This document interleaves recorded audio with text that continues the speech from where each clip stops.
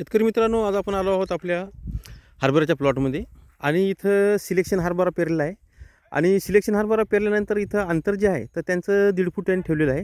कारण शेतकऱ्यांना भीती वाटत होती की जास्त अंतर ठेवावं मिळेल की नाही. त्यांनी प्लॉट बघितली होती आपली मागच्या वर्षी सिलेक्शन हरभऱ्याची 2.5 फूट 3 फूट अशा प्रकारे.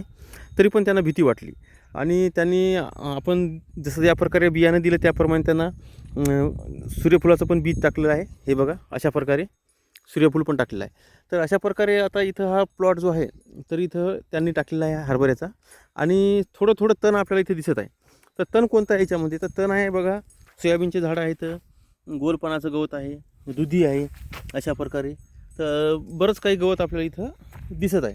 तर हे सर्व सोयाबीनचे झाडं वगैरे हे गवत आपल्याला इथं काढायचं आहे. तर आता 2 पाणी झालेले आहे पेरणी केल्यानंतर, 3-3 तास, नंतर 1.5-1.5 तास, 6 दिवसांनी अशा प्रकारे.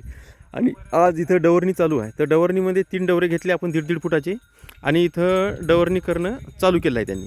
तर त्यांच्या प्लॉटवर आज आपण आलो आणि बघायला तर डवरे एकदम चांगल्या प्रकारे लागत आहे. आणि गवत जे आहे तर बारीक गवत पण आपल्या इथं दिसत आहे बघा, इथं अशा प्रकारे.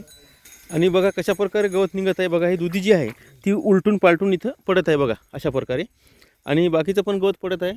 आणि एकदम चांगल्या प्रकारे आता 2 ते 4 दिवसामध्ये हे जे क्षेत्र आहे हे गवत पूर्ण वाळून जाईल मुळ्या तुटल्यामुळं. आणि त्याच्यानंतर साधारणतः थोडा हरभऱ्याला ताण बसते. आणि ताण बसल्यानंतर ओलावा कमी झाल्यामुळं इथं फुलाला सुरुवात होईल. कारण आपला हरभरा जो आहे यांचा, तर आता हा सिलेक्शन हरभरा साधारण 1.5 महिन्याचा होऊन जाईल. आणि कुठं कुठं फुलाला सुरुवात होईल. आणि फुलाला सुरुवात झाल्यानंतर पाणी द्यायचं आहे. आणि पाणी साधारण 3-3 तास सिंगल पाईपवर इथं द्यायचं आहे. आणि त्याच्यानंतर अर्धे घाटे आणि अर्धे दाणे भरल्यावर पुन्हा एकदा द्यायचं आहे 3-3 तास. तर अशा प्रकारे इथं हरभऱ्याला पाण्याचं नियोजन करायचं आहे. पण तत्पूर्वी आता जे डवरणी चालू आहे तर डवरणी अशा प्रकारे इथं चालू केली आहे.